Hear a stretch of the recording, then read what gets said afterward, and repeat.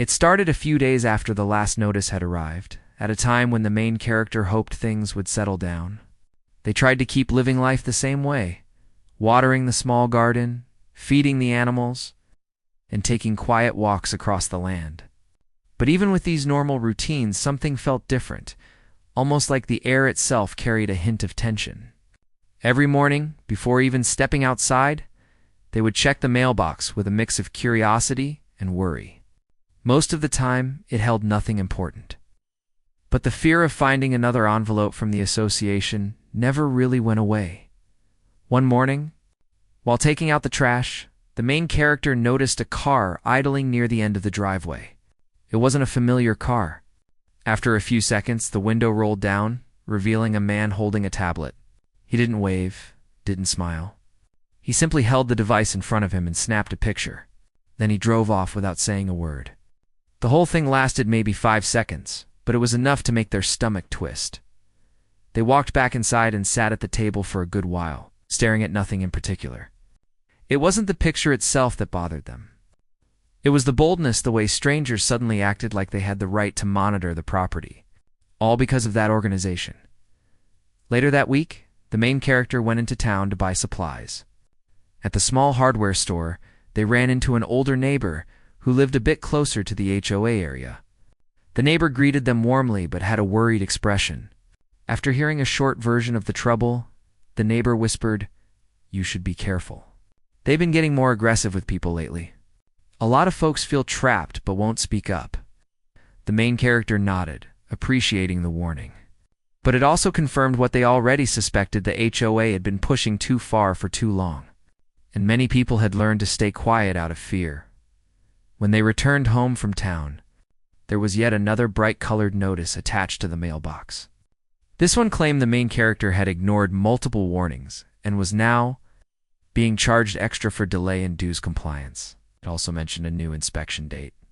As if the association had the authority to inspect land it didn't control, the main character tore the notice off, placed it on the kitchen table, adding it to the growing pile. They knew they had to do something. They couldn't keep letting the HOA pile on fake charges. So they took out a notebook and started writing down everything that had happened so far: dates, times, descriptions, even small details. They knew these notes could help later if things escalated. That night they tried getting some rest, but sleep came slowly. Every little sound outside made them sit up and listen. A car driving past, a branch brushing against the window. Even the wind moving through the grass felt unsettling. They had lived there long enough to know the land's normal sounds.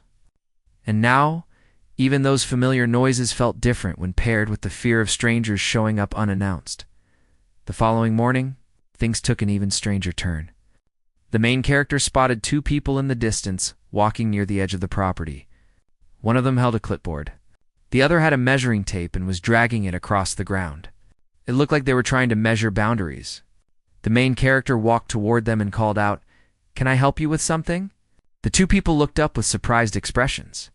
The one holding the clipboard cleared their throat and said, "We're marking association borders." "This isn't HOA land," the main character replied. "You're on private property?" The woman with the clipboard shook her head. "According to our new map, this section is under the association now."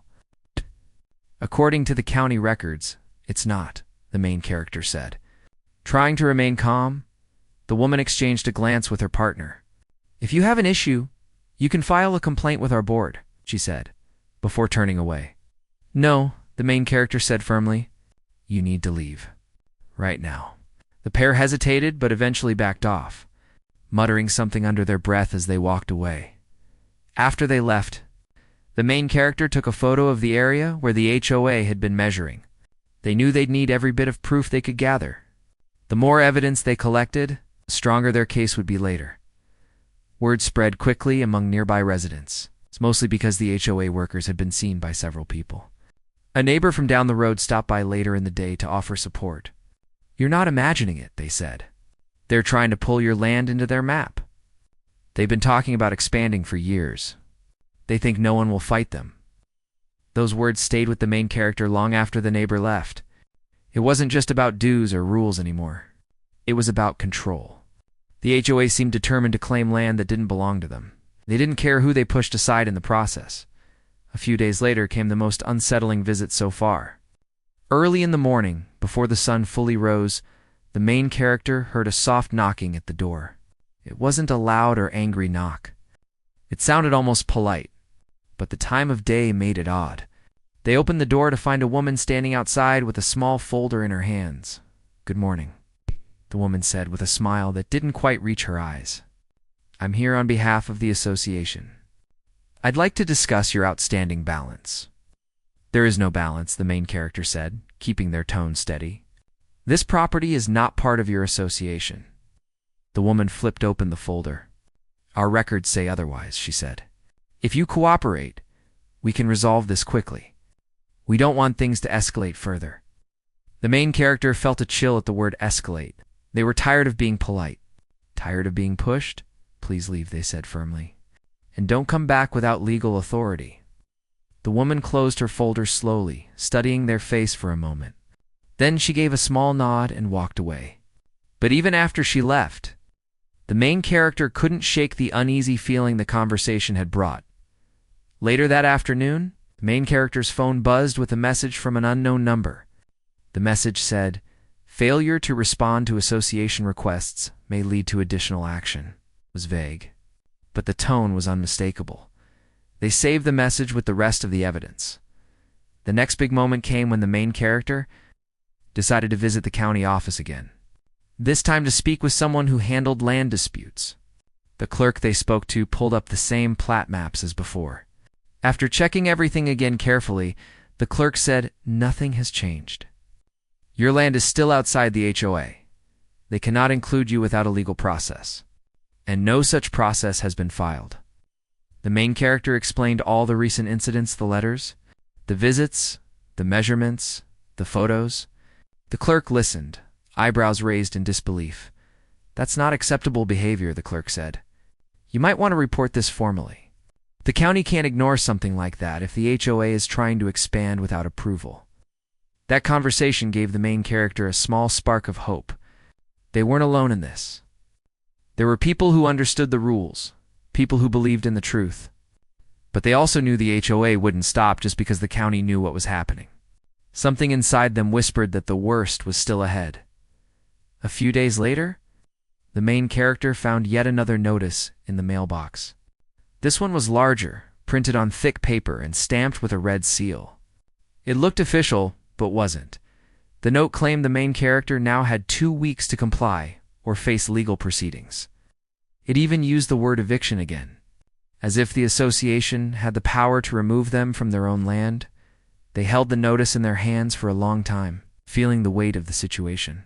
But instead of fear, something else finally pushed through determination. This was their land, their home, their family's history. They were not going to let an organization with no authority push them off it. They stepped outside and looked over the land. From the old fence line to the cluster of trees near the back, the place had always given them peace. Now, it gave them purpose. They began preparing for what was coming next. They organized their notes, sorted through every document, labeled every photo. They knew a fight was building, and they needed to be ready. Neighbors continued to stop by to offer words of support. Some brought old maps they found in their storage sheds. Others shared stories about their own struggles with the HOA, small moments where they felt pushed or ignored. The main character realized the problem wasn't just about them. It was bigger. It was about an organization that had grown too controlling, too confident, too bold. One evening, as the sky turned orange and soft shadows stretched across the land, the main character sat on the porch again, just like they used to before all the trouble began. The peaceful feeling was gone, replaced by a quiet strength. They knew the coming days would be difficult, but they also knew they had the truth on their side.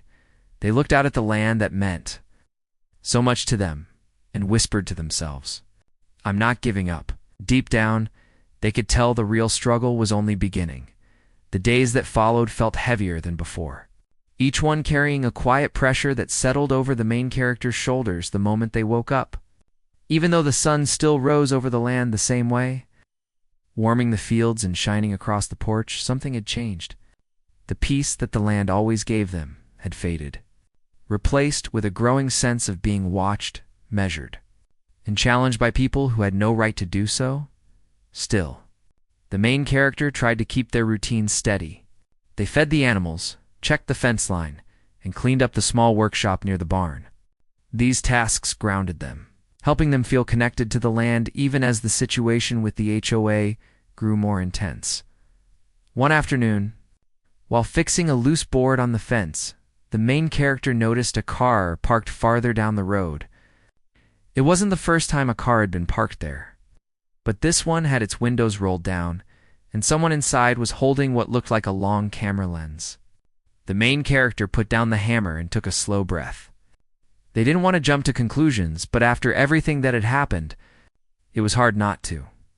They walked inside the house and grabbed their own camera, stepping back outside to take a photo of the car from a distance. As soon as the person inside noticed, the car engine roared to life and sped away, kicking up a cloud of dust behind it. That simple moment made something very clear. The HOA wasn't just being pushy. They were watching. And the main character wasn't sure what they were planning next. Later that day, the main character decided to talk to someone who had been through something similar before. There was a retired man who lived a bit farther away, past the old bridge and near the lake. People said he once had a dispute with an HOA that tried to bully him into selling his land. He didn't lose that fight. The main character drove to his place and found him sitting outside, carving something from a block of wood. The man welcomed them with a nod, and after a bit of small talk, the main character explained the situation. The man listened carefully, his eyes narrowing at all the familiar details and wanted notices, surprise visits, false maps, threats.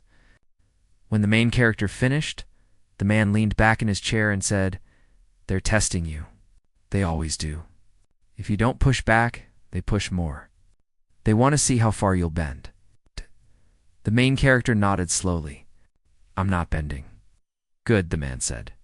"Then make sure everything you do is documented. Get copies of every county map.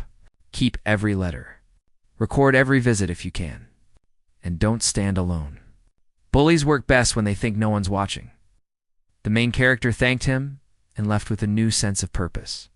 They returned home and spent hours organizing their evidence. They made digital copies, printed backups, and wrote a timeline of every event. They even created a folder dedicated just to the strange cars that kept showing up near the property. The next morning, the main character woke to the sound of voices. When they stepped outside, they saw 3 HOA workers at the edge of the property, placing small flags in the ground. Red ones, spaced out about 10 feet apart. The main character approached them. "You're on private land," they said firmly. One worker glanced up with a bored expression. "We're marking the boundary for future development," he said. "The association is planning improvements in the area." "This isn't your boundary," the main character replied. "Remove the flags and get off my land." The worker shrugged. "You can take it up with the board." "No," the main character said. "You're removing them now." There was a long, tense pause. Then one of the workers muttered something under his breath and started pulling the flags out. The others followed, though with clear annoyance. When they left, the main character took photos of every spot where the flags had been placed. Not long after, a new letter arrived. This one accused the main character of interfering with association operations and warned that such behavior could lead to penalties. The tone was harsher than ever, almost as if they were trying to provoke a reaction, but the main character stayed calm. They added the letter to their evidence folder. The following week, the HOA hosted a public meeting at their community center. Word spread that one of the topics would be boundary revisions, and several neighbors urged the main character to attend. Even though they weren't part of the HOA, they wanted the main character to hear what was being said. Firsthand, the main character arrived early and sat near the back of the room. The center was clean and well lit, but the atmosphere felt stiff. People spoke in low voices, glancing occasionally at the main character. Some offered small smiles of support. Others looked uncertain. When the meeting started, the board president stood at the front with a projector. They displayed a map on the screen, one the main character had never seen before. The map showed the HOA boundary expanded well beyond the official county lines, swallowing up several properties. including the main characters. This new boundary reflects the natural flow of community resources, the president said. It ensures fairness for everyone who benefits from association services. A few homeowners raised their hands. One asked, "But isn't that land outside the HOA?" The president smiled tightly. "We have updated our guidelines. The community is growing, and our responsibility grows with it." Another person asked, "Did we vote on this?" The president hesitated for a moment before saying, "The board has the authority to make necessary decisions for the community's well-being." A vote was not required. Murmurs filled the room. The main character raised their hand. According to county records, they began, "My land is not part of the HOA. You can't redraw boundaries without legal approval." The room fell quiet. The president's eyes narrowed. "And who are you?" "I'm the owner of the land you're trying to claim," the main character said. The president cleared their throat. "You are welcome to submit a formal complaint, but as it stands, these boundaries reflect the association's updated map. Refusal to comply may result in legal action." Several people gasped at the threat. The main character stood slowly. "You can't take what isn't yours," they said, "and you can't force people into something they didn't agree to." A few homeowners clapped quietly. Others looked afraid to show support. The board moved on quickly, avoiding eye contact with the main character for the rest of the meeting. When the meeting ended, a handful of people approached the main character privately. Some thanked them for speaking up. Others whispered warnings, "Be careful. They don't like being challenged." The main character drove home that night feeling a mix of anger, frustration, and determination. It was clear the HOA wasn't going to stop on their own. They were too used to getting what they wanted. The next morning brought another surprise. A large wooden sign had been placed at the edge of the driveway. It read, "Future HOA Zone, subject to association rules." The main character stared at the sign for a long moment, then walked inside and grabbed a wrench. They removed the sign, placed it in the bed of their truck, and drove straight to the county office inside. They met with a county official who specialized in land issues. The official listened closely, studied the photos, maps, and letters the main character brought, and frowned deeply. "This is not legal," the official said. "None of this has been approved. They cannot claim your land. They cannot put signs on your property. They cannot charge you anything." The official took copies of everything. "We will open an investigation," they said. "This is not the first complaint we've received about this HOA, but yours is the most detailed." Hearing those words gave the main character hope, but also fear. If the HOA learned that the county was now involved, they might become even more aggressive. That fear became real the next day. A black SUV pulled up. The board president stepped out. They walked toward the main character with a forced smile. "I hear you've been causing trouble," the president. He said, "I'm protecting my property." The main character replied. The president leaned in slightly. "You're making things harder than they need to be.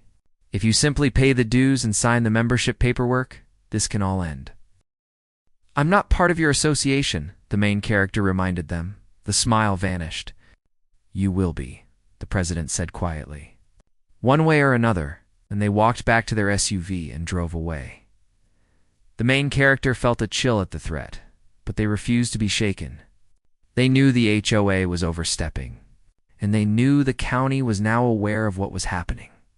That night, while sitting on the porch, the main character watched the moon rise above the trees and thought about everything that had happened. They were tired of the letters, the visits, the threats, the pressure. But they were also stronger than they had been at the beginning of all this. They looked out over the land, the place that had always been home, and whispered to themselves, "This fight is just getting started." They meant every word. He woke up before sunrise the next morning, even though he had barely slept. His thoughts kept circling all night, replaying the arguments, the letters, the angry looks from the HOA group, and the weight of everything he had taken on. Part of him wished things had stayed quiet, that life had stayed simple the way it used to be. But another part of him knew that turning away now would only make things worse. The line had already been crossed the moment the HOA tried to pressure him into paying dues. He didn't. He stood by the small kitchen counter, waiting for the kettle to heat, listening to the wind brushing against the trees outside. His small place wasn't fancy, but it was peaceful. That peace was the reason he lived outside the HOA boundaries in the first place. He didn't want neighbors policing the height of his grass or the color of his door. He wanted freedom. The last few days had made that more clear than ever.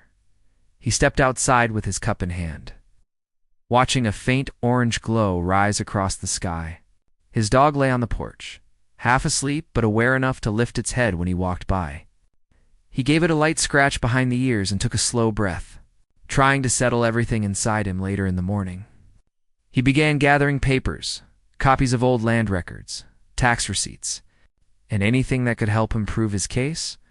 The HOA had already shown that they were willing to twist things, so he needed to be fully prepared. He arranged everything in a neat folder and double-checked that he had every document he might need. By mid-morning, his phone buzzed again. Another message. Another complaint. This one claimed he was refusing the community's shared responsibilities and disrupting neighborhood harmony. He shook his head and slipped the phone back into his pocket. At some point, their words had stopped bothering him. Now they just reminded him that he was dealing with people who didn't want a conversation. They wanted control. Around noon, he started hearing car doors closing in the distance. Voices carried through the wind. When he walked outside, he saw 3 people from the HOA walking toward his property line. They weren't smiling. They were holding clipboards. They walked like they were about to conduct an inspection. He kept his distance and stood near the porch steps. One of them raised a hand, pretending to greet him as though everything was friendly. "We came to follow up," the person said. "It appears you're still not cooperating with the rules placed on your property." He swallowed a deep breath before speaking. "I told you already. My property is outside your boundaries. This land was never part of the HOA agreement. You don't have authority here," but they kept insisting. They flipped through pages on their clipboards and quoted sections that didn't even apply to him. They talked in circles, each trying to add pressure by speaking sternly or writing something down every time he responded. It was clear they weren't here to talk, they were here to intimidate. When they finally walked away, he watched them go with a mix of frustration and disbelief. His dog barked once as they left, as if sensing his tension. He leaned on the porch railing, closing his eyes for a moment. He needed a plan, something steady, something that couldn't be twisted by rumors or threats, so he drove into town. He stopped by the small office where property maps were kept. He asked for the documents that confirmed the old lines, the ones that showed how far the original land extended before the HOA even existed. The clerk pulled out an older map printed on large sheets of faded paper. It clearly showed his land sitting just outside the boundaries. He folded the document carefully before leaving, feeling a small sense of relief. Proof mattered. Facts mattered. And now he had them. On his way home, he stopped at a local cafe for a quick bite. As he sat alone, a couple at the next table glanced at him more than once. He could hear bits of their conversation. They were talking about the HOA drama. They mentioned his place, though they didn't know who he was. It felt strange, hearing things being passed around like stories, some exaggerated, some simply wrong. People loved talking, even when they didn't understand what was happening. He didn't confront them. He didn't even look their way. He just finished his food quietly and left. When he got back home, the afternoon sun was strong enough to heat the porch boards. He sat outside with the map and documents spread across the table. He reviewed every detail, searching for any possible issue or anything they could try to twist. The more he read, the more confident he felt. Everything was clear. They had no rightful claim over him. But as evening approached, he received an envelope delivered right to his gate. Inside was a formal notice, written in complicated language, claiming he was subject to review for non-payment and might face further action. It wasn't illegal language, just the kind of wording meant to scare people. He sighed and set the paper aside. He paced around the yard, trying to think things through. The HOA wasn't giving up. They kept pushing, showing up unannounced, sending letters, stirring rumors in the neighborhood. It was becoming a daily battle. But he wasn't the type to back down when he knew he was right. As the sun dipped low, he started making phone calls. He reached out to people who had lived in the area long before the HOA was formed. Some of them remembered the land division. One older man he called told him, "Your place was never included. Not back then, not ever. They're trying something they have no right to try." The call helped him more than he expected. Knowing that someone else remembered the truth made him feel grounded. It reminded him that he wasn't just fighting for himself, he was fighting against behavior that could affect others too. Later in the night, he sat by a small lamp writing notes on a notepad. He listed the dates they visited, the letters they sent, the things they said. He wanted everything documented. He wanted to be prepared for whatever came next. His dog lay beside him, resting its head on his foot. He reached down to give it a soft pat. His house was quiet. Outside, the wind rustled through the tall grass, and the sky darkened into a heavy shade of blue. Despite the peaceful setting, he knew things were far from calm. But he also knew he wasn't alone. More people knew the truth. More people remembered the history. The next morning, he woke up determined. He walked out with his coffee, feeling clearer than he had in days. He looked across the land he had worked so hard to maintain, the place he chose because he valued independence. This was his home. It wasn't part of their rules or their system. Just after breakfast, he received a call from someone he didn't expect, a neighbor who lived closer to the HOA area.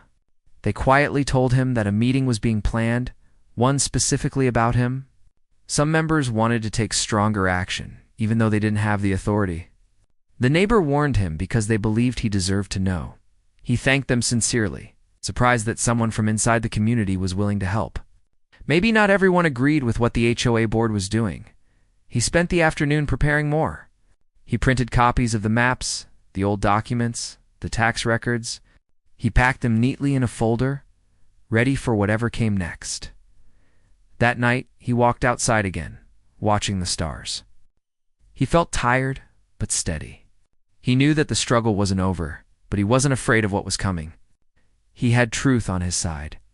He had history on his side.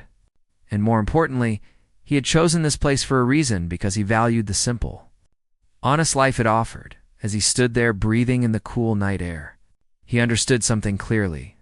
Sometimes peace had to be protected, and sometimes standing still was its own kind of strength.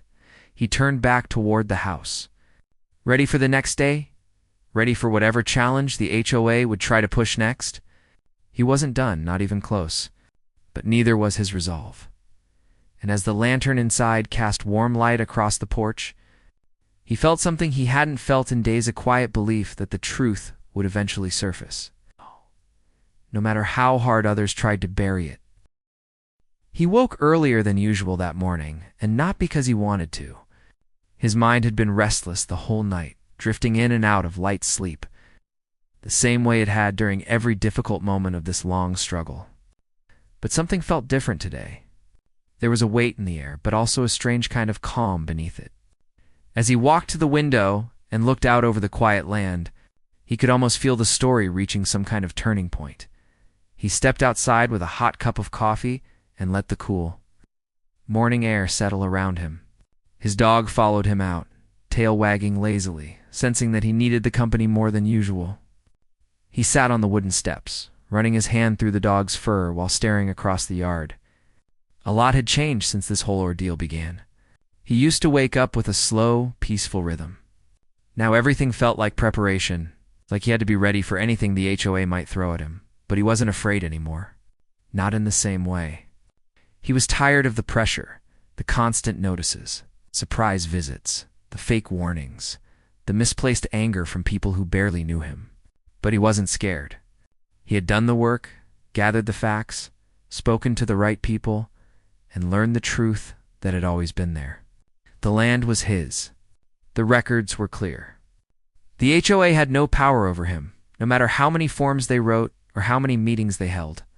As the sun began to rise higher, returned inside, and spread all the papers across the table again. Maps, letters, property lines, phone numbers, and notes he had taken late into the nights. Everything was in order. Everything was ready. Today, he planned to take all of it to the county office. He wasn't going there to argue. He was going to end this before he left. He stood outside for a moment, taking in the view of the land.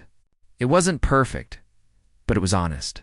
It reflected him, and he wasn't letting anyone take away that sense of belonging. He drove into town with the windows slightly cracked, letting fresh air fill the truck. The drive usually relaxed him. Today it felt like a steady path forward. He parked outside the county administration building and walked inside with the folder in hand. The clerk at the counter looked up and recognized him immediately. "Back again?" the clerk asked. He nodded gently. "Yeah.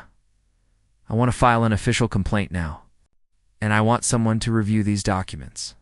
All of them." He spoke calmly without frustration. He wasn't trying to win an argument. He was trying to bring the truth into the right place.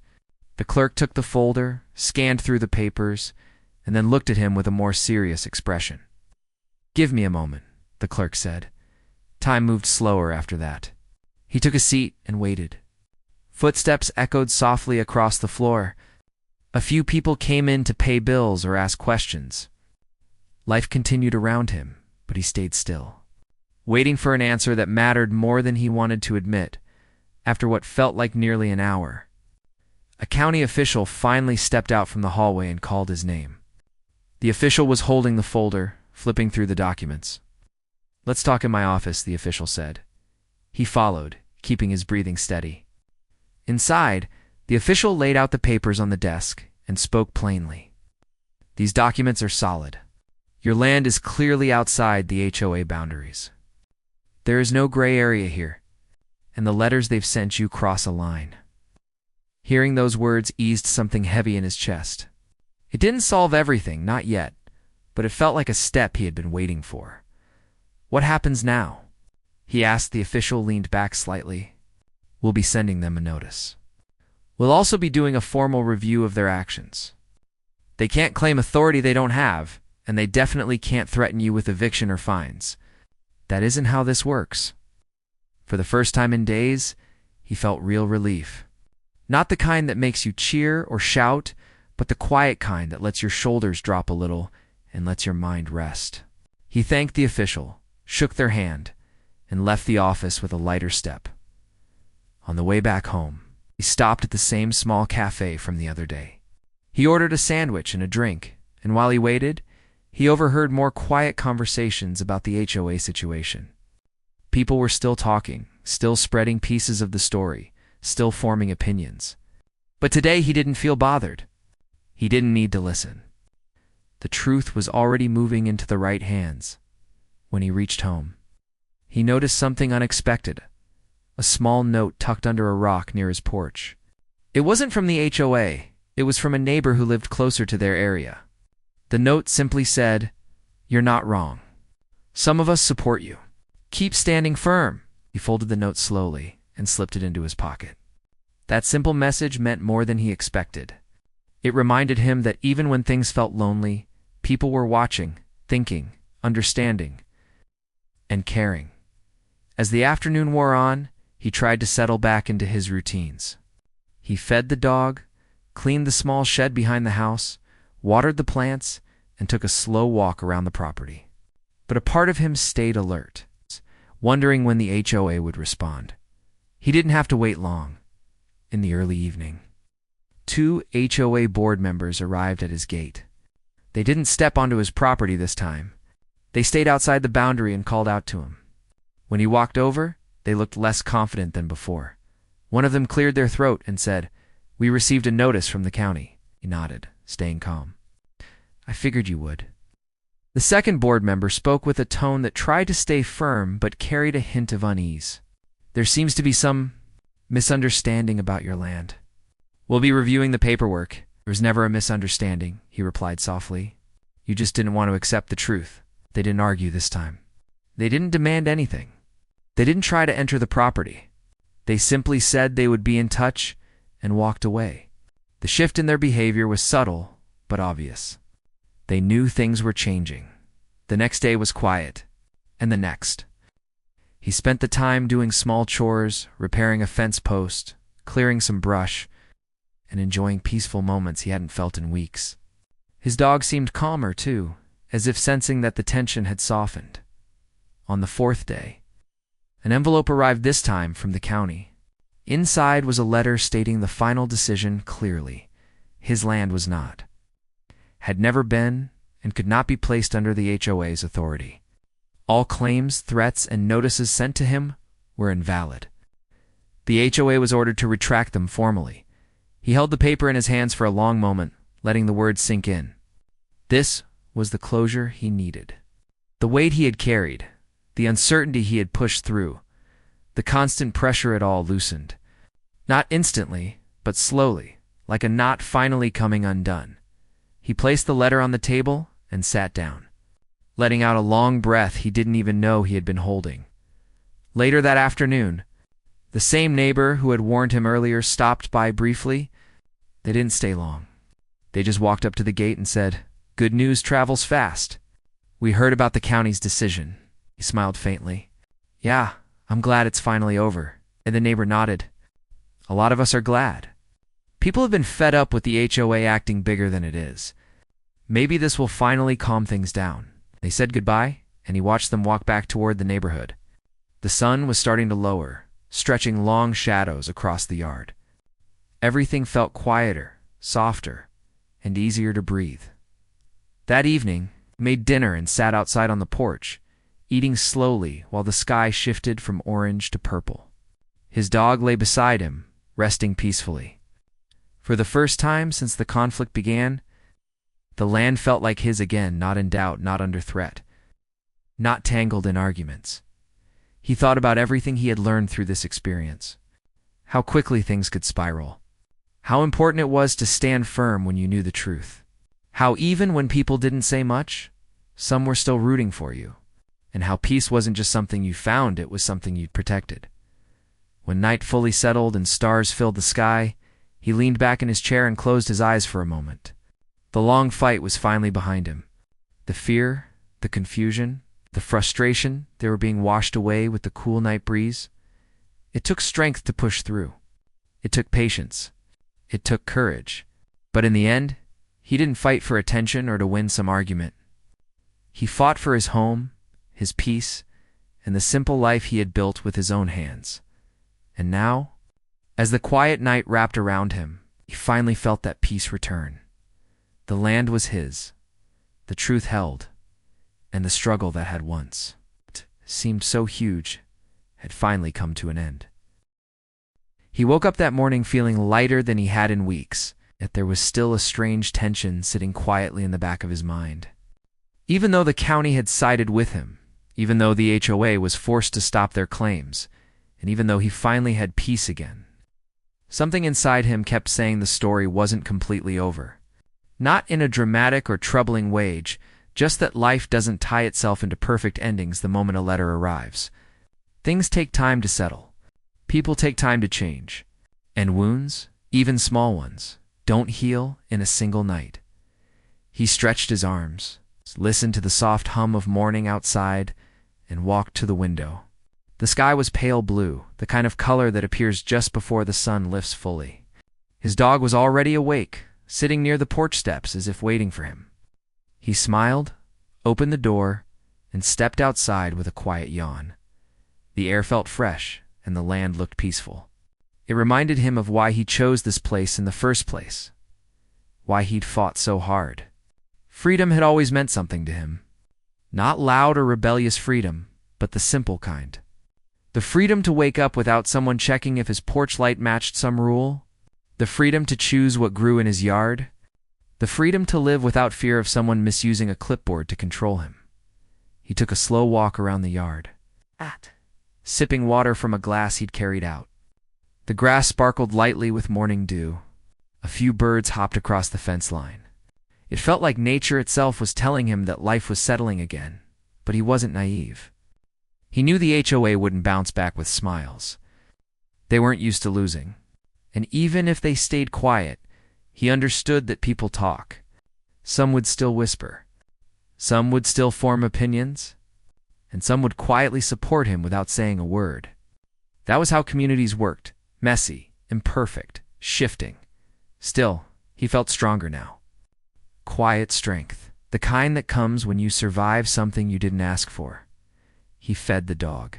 made a simple breakfast, and washed the dishes with the window open. The breeze coming through felt calming. He almost forgot what it felt like to live without tension in his shoulders. That alone made him grateful. Later in the morning, while organizing tools in the shed, he heard a car approaching. His first instinct, unfortunately, was still caution. But as he stepped out and looked, he saw an elderly couple from down the road. They weren't part of the HOA, but they lived near its boundary. He had spoken to them before, though not often. They waved, so he walked over. "Morning," he said politely. The older man gave a small nod. "We just came by to say congratulations. Heard about the county's decision?" You stood your ground. He appreciated the words more than he let on. "Thank you. I'm just glad it's settled." The woman smiled kindly. People need reminders sometimes that power isn't everything. "You handled yourself well?" He thanked them again. They chatted a little, mostly about the weather, the crops, and the animals in the area. Nothing deep, nothing heavy. But it felt good. It felt normal. It reminded him that life was bigger than those few loud voices on the HOA board who had tried to make his world smaller after they left. He felt an urge to do something productive, something that would leave him feeling grounded. So he grabbed his gloves, took a small shovel, and began cleaning up a corner of the yard he had avoided while everything was happening. There were fallen branches, some old wood scraps, and weeds that had grown faster than he could keep up. As he worked, the rhythm of lifting, pulling, and stacking helped him clear the restlessness lingering in his thoughts. He took a break around noon, drinking cold water on the porch. He looked across the land and realized how much he had let the HOA stress distract him. He used to notice the little things more, the color of the grass, the sound of the creek in the distance, the way the sky changed each season. He promised himself he would pay more attention now. Just when he began to relax, another car approached. He stood slowly, but this time the anxiety didn't spike. The vehicle was familiar. It belonged to the neighbor who had warned him about the HOA meetings. The neighbor stepped out with a small wave. He walked over. "Didn't expect to see you today." The neighbor shrugged lightly. "Thought I'd stop by? Just checking on you." He appreciated the gesture. "I'm doing all right. Better now." "I figured." "But listen," the neighbor said, leaning a bit closer. "Some of the board members are still talking. Not about you directly, but about tightening rules inside the HOA. Seems like losing the case made them double down on other parts." He shook his head. "That sounds like them." "Yeah," the neighbor agreed. "Just letting you know in case anything spills over. But honestly, a lot of folks are fed up with them. I think things might change soon." He nodded thoughtfully. "That's good to hear." They talked for a while. Not about conflict this time, but about work, the weather, and memories from the town's older days. The neighbor eventually left, and he felt grateful for the connection. Just a few months ago, he didn't talk to many people around here. Now, oddly enough, the trouble had brought unexpected bonds. He spent the afternoon repairing a fence post that had been leaning for months. As he hammered in the new nails, he found himself thinking about the future. Not dramatic plans, just simple ones. Maybe he'd repaint the shed. Maybe plant a few trees behind the house. Maybe take his dog for longer walks, now that his mind wasn't full of worry. Later, as he was gathering the tools to put them away, he noticed a figure walking up the dirt road. This time he recognized them immediately, one of the HOA board members. Not the loudest one, not the most aggressive, but someone who had stayed mostly quiet throughout. They stopped several feet from his gate. "Do you have a moment?" they asked. He didn't know what to expect, but he nodded. "Sure." The board member took a breath, looking uncomfortable. "I wanted to apologize." He blinked, surprised. The board member continued. "Things went too far. Some of us didn't agree with the way the board handled things, but we didn't speak up, and we should have. You weren't treated fairly. I'm sorry for not stepping in sooner." He studied the person carefully. Their voice wasn't defensive. It wasn't guarded.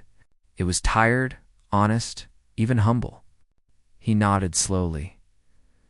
"Thank you," he said. "That means a lot." "Right." They nodded too, almost relieved. "I hope things settle down for you now." He gave a small smile. "They will. I think they already are." The board members said goodbye and left the same way they came. He stood there for a moment, processing the unexpected apology. It didn't erase everything, but it softened something in his chest. He returned to his work with a calmer heart as the sun began to lower. He grabbed a chair and sat on the porch, watching the skies shift colors. His dog lay beside him, the way it always did when the day slowed down. The warm air carried the sound of distant laughter from somewhere near the neighborhood. Kids playing, doors closing, people living their lives. For the first time in a long time, those sounds didn't make him tense. He breathed deep and let it settle inside him. Later, when dusk turned into night, he grabbed a notebook and started writing, not because he had to collect evidence now, but because he wanted to organize his thoughts for himself. He wrote about what he learned, about boundaries, about strength, about speaking up, about peace, about community. He wrote about how conflict can sometimes show the truth of people, not just the ones who cause trouble, but the ones who stand quietly beside you, supporting you in ways you didn't expect. He wrote about how fear can twist simple things into storms, and how clarity brings everything back to calm. He wrote until the sky grew dark and the crickets began singing when he finally put the notebook away. A thought crossed his mind. He wasn't just surviving anymore. He was rebuilding. He locked up for the night, turned off the porch light, and settled into bed. His dog curled up at the foot. The house felt warm, steady, and safe. But he wasn't asleep long before a knock came at the door. Not loud, not urgent, just a steady tap. He got up slowly and opened it. A small group of neighbors stood outside. Not HOA board members, just regular folks from nearby roads. "Sorry to bother you so late," one of them said softly. "We just wanted you to know. We're forming a petition. We want to restructure the HOA. Too many people are tired of how things are run. You didn't hear this from us, but your case opened a lot of eyes." He felt a quiet shock, but also something like gratitude. He nodded. "I hope things change for the better." "We do too," the neighbor said. "You showed us how to stand up." They left him with that sentence echoing in his mind. When he closed the door and returned to bed, he lay there staring at the ceiling. He never expected any of this. He never wanted to inspire anyone. He just wanted his peace. But if his fight also made life better for others, maybe the struggle had a purpose bigger than he realized. He slept deeper that night than he had in a long time. The next morning came with soft light through his window. He stepped outside, looked across his land, and felt something simple and strong. He wasn't just living outside the HOA, he was living on his own terms. And for the first time in a long time, the future felt wide open, quiet, steady, and entirely his.